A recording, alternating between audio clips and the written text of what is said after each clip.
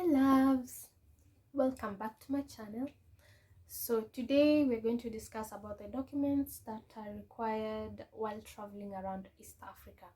So I just thought it was good to do this because I had a bit of trouble trying to figure out exactly what is needed with the migration after COVID and all. So everything got complicated, and so you get different information, people are telling you different things. So by the end of the day, you end up getting yourself at the border with the immigration, lacking some of the documents, and what do?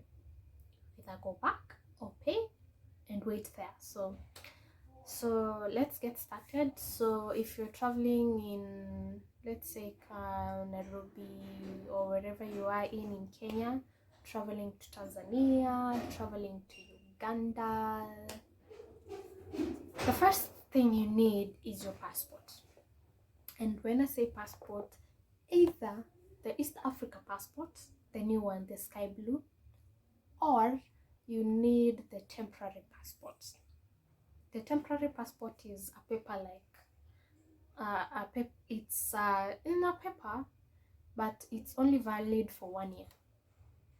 So you can either have that or the East African. Mark you, not the blue one. Those we used to use them like 2-3 years back. The navy blue ones. Those are not. They don't allow people to use that anymore. So from passport, the second thing you need, yellow fever card. Yellow fever card. It's only a jab, lasts for a lifetime. At least now it lasts for a lifetime. The time I got vaccinated was in 2012.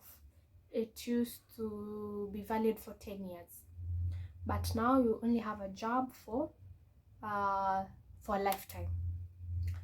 And those are, like, if you are wondering how much it costs 3,000 Kenya shillings for the yellow fever. You go to the city hall, then they will direct you from there. The third thing you need, at least there have been changes as from January 2023, but before then you needed just the PCR test. They didn't care if you're vaccinated or not, you had to have the PCR with you, a negative PCR test. But as for this year, they changed, so you need either, if you're not vaccinated, you need PCR negative test, not more than 72 hours, please, not more than 72 hours. It's valid for only 72 hours, then you have to test again. Either that, if you're not vaccinated. Then the second thing, if you are fully vaccinated, you need to have your certificate with you. So if you're fully vaccinated, you don't need to have the PCR test. So you just need to have your passport, valid passport, yellow fever card, and a COVID certificate. Those three things are very important.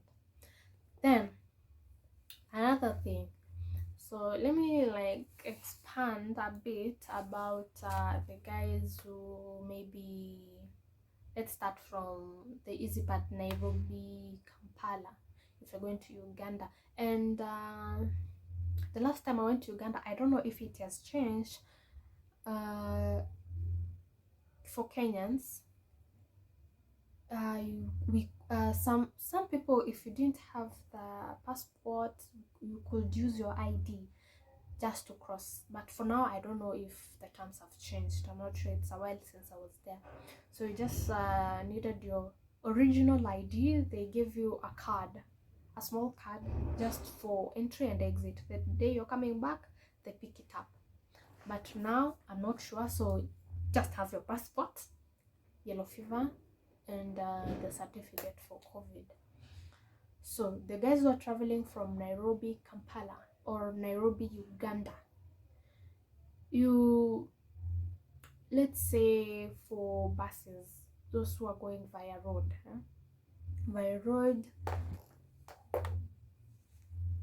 that is not there are options actually for buses. You either use Mash, you either use Simba, whichever, depending on the preference. So, but for Nairobi, Kampala, the fair, using Mash, my favorite, let me just say it, sorry for this, but I use Mash. Very comfy, very good, reliable and all, you know. So there are normally two buses, one for that leaves at 5, the second one at 6. I prefer the last bus for 6. So it leaves let's say Nairobi at around 6. By the time you get to Kampala, it's 6 a.m. depending with how long you've spent at the border or traffic, but by 6-7 you're in Kampala. Fare wise, the first bus which leaves at 5, it charges around 2,500. The second bus, which is at 6, it's slightly expensive, it's 3,000. Why? Because the second bus, it's a VIP also, and it's a VIP class, gold class. Those people use Mash, they know. There's the normal Mash Power, then there's Mash Cool for VIP. So that's why they charge a bit expensive. So the one which left earlier will get there earlier, so we'll be in Kampala by 5 a.m. or 6 a.m. Then let's cross over to this other side. People who want to go to Dar es Salaam, Tanzania, or whichever part of Tanzania you want to go to. So I'm shedding light on the guys who are who want to use the express route, which is Nairobi to Dar es Salaam. There is only one bus which goes there. A while back, before COVID, they used to have the express, but after COVID they stopped. Maybe they will continue later, I don't know. But currently in 2022, 2023, we have express bus, and the only bus which is going there, Tahmid bus. It's an express Nairobi to Dar es Salaam via Namanga border. So for charges is 3,500. 3,500, that's approximately $35. And the first bus, Nairobi, it leaves at 5 a.m. It will reach Dar es Salaam at around 9 or 10 p.m. That is 21 or 22 hours or 100. Again, depending on how long it takes. But even if you take an hour at the border, we've never taken more than that. But even if it takes 1 hour at the border for clearing documentations, let's say traffic, that is the time you're going to get there. 9, 10. If you get early by 8, good for you. Then we have route B. That is the guys who want to use my favorite route, the shorter route, which is Mombasa via Horohoro border to Dar es Salaam. So for Mombasa, there are 2 buses. Now, depending with the preference, there is Tahmid and Tawakal. Let me talk concerning about my preferred company, which is Tahmid. So for Tahmid, they have 2 buses. First bus leaves at 5 a.m. And those guys, let me tell you, those guys don't joke with time. Aki, if they say 5, it's 5. Not actually, if they say 5, it's not like 5 and they start preparing to leave. Or no.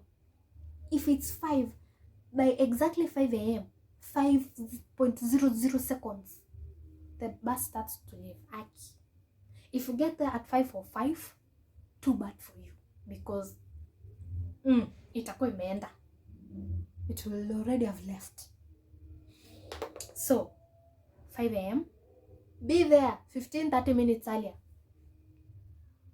to be on the safe side. So the first bus leaves at 5 a.m. The second bus leaves at, is it 5:30 or 6? It says 6 a.m. So the first bus, it's slightly expensive, and that is my preferred bus because it's so comfy, and I like to get there a bit early also. So the first bus is at 5 a.m. It charges, for normal seats it's 2,000. Then for business class it's 2,100. Only 100 difference. Then that is $20, $21. Then for the second bus now, I think that is just the normal kawaida bus, normal bus. It's slightly cheaper. So for normal seats it's 1,600. Business is 1,800. That is the second bus. So once you will leave at 5 a.m, you'll get to Dar es Salaam at around 3 or 4 p.m. 3 or 4 p.m. The latest I've ever gotten there is 4. Those guys are on time. They mind time. If they tell you like somewhere, if you're going to relieve yourself, if they say it's 5 minutes, trust you me, 5 minutes. At the border, at least there they cannot control whatever is going there, so but we normally say 30 to 1 hour. We've never spent more than an hour at the border, so it's either between 30 or 1 hour at the border. So I'm sure it could get to Dar es Salaam earlier than that time, but there are very strict road, can I say, the speed limits.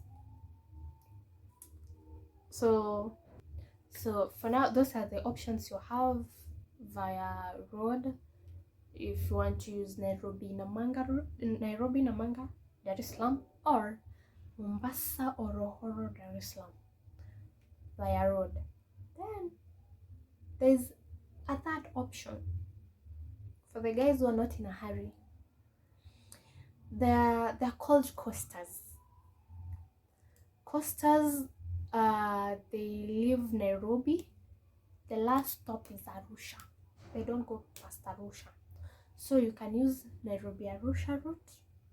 Then the following day in the morning, because buses don't travel at night in Tanzania, so you either use Nairobi Namanga Arusha.